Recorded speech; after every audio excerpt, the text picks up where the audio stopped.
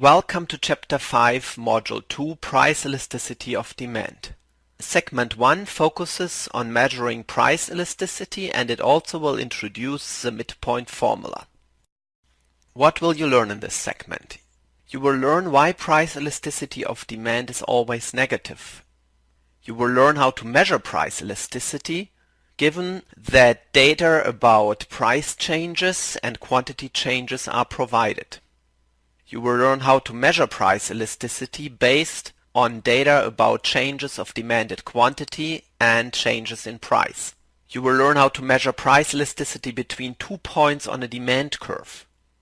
You will learn under which circumstances demand price elasticity is high and when it is low. And finally, you learn about important ranges of elasticity of demand. Price elasticity of demand is always negative. Why is this? According to the definition of price elasticity, we have to divide the percentage change of quantity by the percentage change of price. And this result is always negative. Why? There are two possible cases. The first one is the price increases. Then the percentage change of price would be positive. A positive percentage change of price leads to a decreasing quantity demanded. Therefore, the change of quantity would be negative. If we divide something negative by something positive, the result will be always negative. What if the price change is negative itself? So the price decreases. If the price decreases, quantity demanded increases, which means that percentage change of quantity would be positive. Then we divide something positive by something negative. The result again will be negative. That is actually the reason why price elasticity of demand is always negative. After you learn that price elasticity of demand is always negative, the question arises how to measure price elasticity. If the percentage change of quantity and the percentage change of price is given, then we would just divide the percentage quantity change by the percentage price change. But what if, like in our example, these percentage changes are not given? Then we have to calculate them first. To show how to calculate these percentage changes, we start with the quantity demanded. In general, a percentage change is calculated by the change of the variable, so the change of quantity here, divided by the level of the variable. So what is the change of the variable? The change of the variable is the new quantity minus the old quantity, 35 gallons minus 32 gallons, which equals minus 3 gallons. Now you have to divide by the level of the quantity. This could be either 32 gallons or 35 gallons. In high school you learned to use the initial value, which would be 35 gallons. But there is actually no reason to use the initial value, except this is a common convention. We use another idea here. Instead of using the initial value, we use the average of the initial and the new value. This is 35 plus 32, which adds up to 67, divided by 2, 34.5. You probably can see that 34.5 is exactly the middle between 32 and 35. That is because it's an average. And this is why this formula is called the midpoint formula. So again, instead of using the initial value for the level, we always use the average of the new and the old value to calculate the level. Minus 3 divided by 34.5 equals minus 0.087. To turn this value into a percentage value, you have to shift the decimal point 2 digits to the right. The result is minus 8.7. When you do this calculation, write it down on a piece of paper and then you use it later. Here we can just substitute it in the formula. Because we don't know the percentage change of price, we have to calculate it from the numbers of the example using the midpoint formula. First, you have to calculate the absolute price change, which is 320 minus 240. The new value minus the original value, and the absolute price change is $0.8. Next, you have to divide $0.8 by the level of the price, and again we use the midpoint formula to calculate the level. 3.20 plus 2.40 adds up to 5.60 divided by 2 gives 2.80, which is exactly the midpoint between the new price and the old price.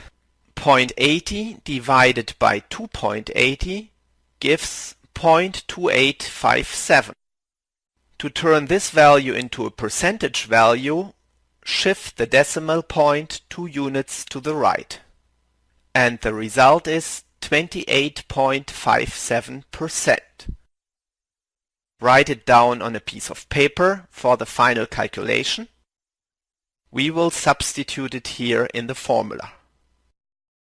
When you have the two percentage values for the quantity change and for the price change, you only have to divide the percentage value of the quantity change by the percentage value of the price change, according to the definition of price elasticity.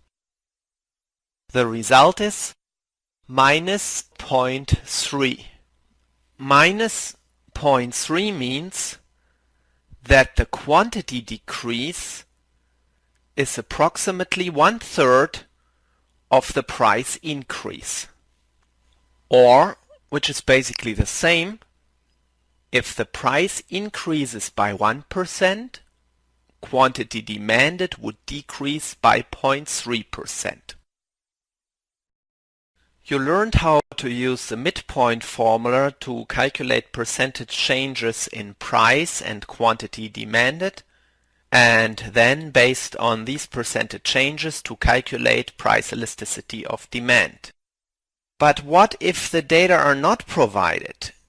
If, like here, you are supposed to calculate the price elasticity of demand between 2 points on the demand curve. This actually looks way more difficult than it is. You just have to find out what are the values behind these points, and then you can use the same procedure you already used to calculate price elasticity of demand. First, you find out which of the 2 points is the initial point and which one is the new point. Actually, to calculate price elasticity, it is not relevant which of the points you assign the new point and which one you assign to be the initial point. So we consider the upper left point as the initial point and the lower right point as the new point. We start with finding out which price and which quantity demanded goes with the initial point. First, we go horizontally from the point towards the price axis, where we find a value of 14. Therefore, the initial price is 14. Then we go straight down from the point until we reach the quantity axis and find that the initial quantity demanded is approximately 1.6. Now we go to the lower right point and find out first what is the price which goes with this point. We go horizontally to the left and find that the price P1 of 8 goes with this new point. Then we go straight down to the quantity axis and find that the quantity demanded of approximately 3.5 goes with the new point. To summarize our results, the price decreased from 14 to 8, and the quantity demanded increased from 1.6 to 3.5, which complies, by the way, with the law of demand. After we generated the relevant data, we can use the same procedure than we used before with the midpoint formula to calculate first the percentage change of quantity, then calculate the percentage change of price, finally dividing the percentage change of quantity by the percentage change of price to get as a result the price elasticity of demand. The quantity demanded increased from 1.6 to 3.5. Therefore, the change was 3.5 minus 1.6, which equals 1.9. To calculate the level of quantity, we again use the midpoint formula. 3.5 plus 1.6 divided by 2 equals 2.55, which is exactly the middle between 1.6 and 3.5. By dividing 1.9 with 2.55, the result is 0.7451.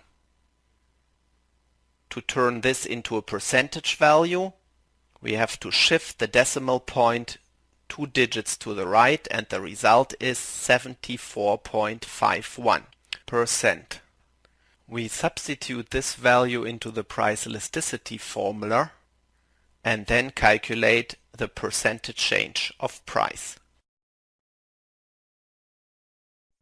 To calculate the percentage change of price with the midpoint formula, we again calculate first the absolute change of price, which is 8 minus 14, the new value minus the old value, that equals to minus 6.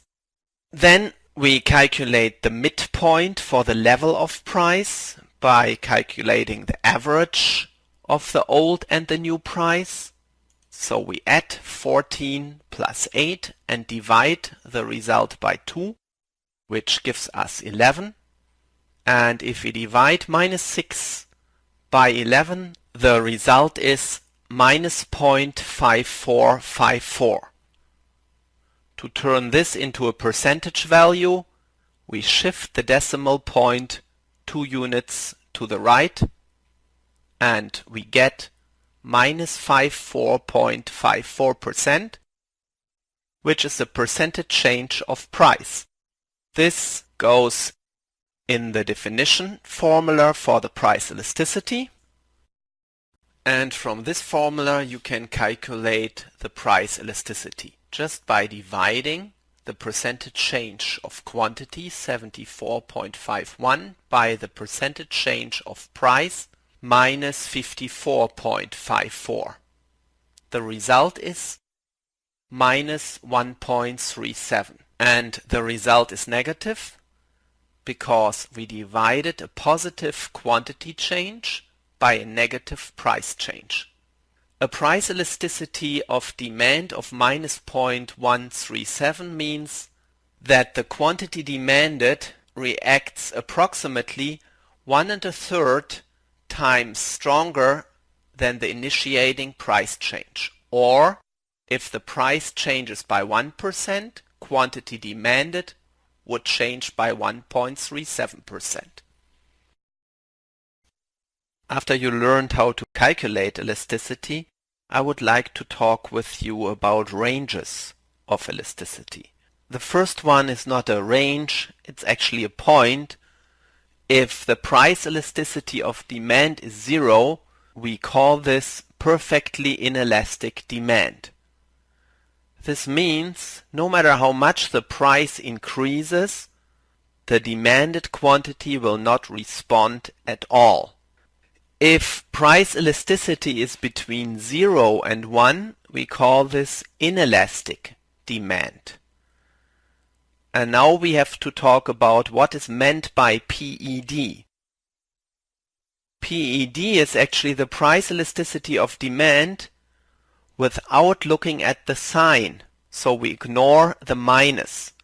If we talk about small or big or greater or smaller than 1, we only look at the number. Mathematically, this is called the amount of a variable. Only the value matters, but the sign does not. So if price elasticity is small, smaller than 1, it's called inelastic. The decrease in demanded quantity is small in relation to the increase of price. Whatever the percentage price increase will be, the percentage decrease in quantity demanded will be always smaller than the percentage increase in price which triggered it. If price elasticity is exactly 1, we call it unit elastic demand. This means whatever the percentage price increase is, the percentage decrease in quantity will be exactly the same. And if price elasticity is greater than 1 and smaller than infinity, we call that elastic demand. A given percentage price change will always result in a relatively low percentage quantity change.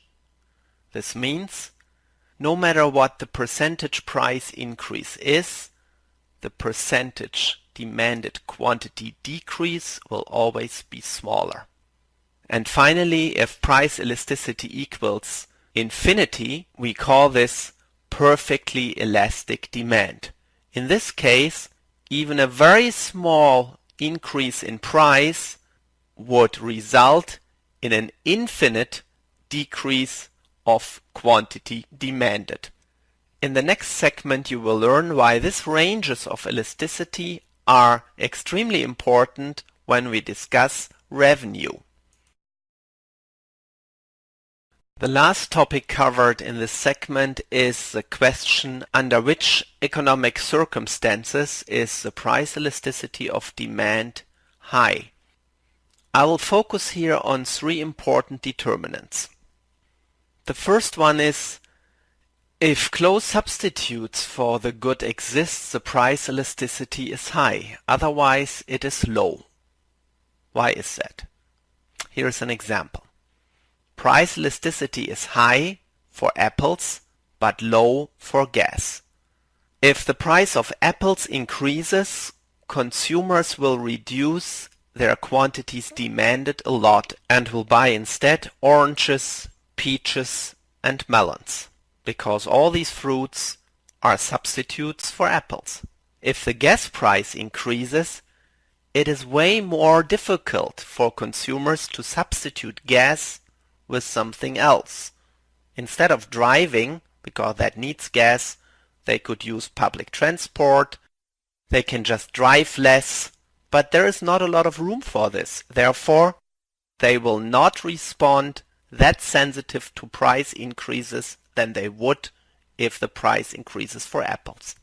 The second topic is that in the long run, price elasticity of demand is higher than in the short run. We again use gas as an example. If gas prices increase, consumers will only demand a little less gas than before if we analyze a period of, let's say, a month, which would be considered short run. Why is that? We already mentioned it. Public transport or not driving at all are just not good substitutes for driving. In contrast, demand might significantly decrease when consumers have 2 years or more to adapt to the price increase. How can we justify this? In the long run, there are other substitutes for gas. This would be, for example, to drive a smaller car when consumers replace their cars, or buy a more fuel-efficient car when consumers replace their cars. But this takes time. Therefore, these effects, which would lead to a higher price elasticity, occur only in the long run. The last topic is extremely important if you conduct your own market research. The narrower a market is defined, the higher is the price elasticity of demand. Again, we use gas as an example. We know already that the price elasticity for gas in general is low. But if we define the market very narrow, instead of saying gas in general, we say chevron gas, we will find out that the price elasticity for chevron gas is very high. Again, the reason are substitutes. While there are not a lot of substitutes for gas in general, there are a lot of substitutes for chevron gas. If the price of chevron gas increases, consumers would buy Shell or Exxon or other gas brands. This means price elasticity of demand is very high if the market is very narrowly defined, like chevron gas, and it is lower when the market is more broadly defined, like gas in general. What did you learn in this segment?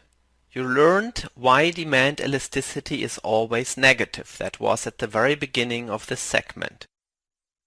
You learned how to calculate price elasticity with the midpoint formula when the price and demand data are given.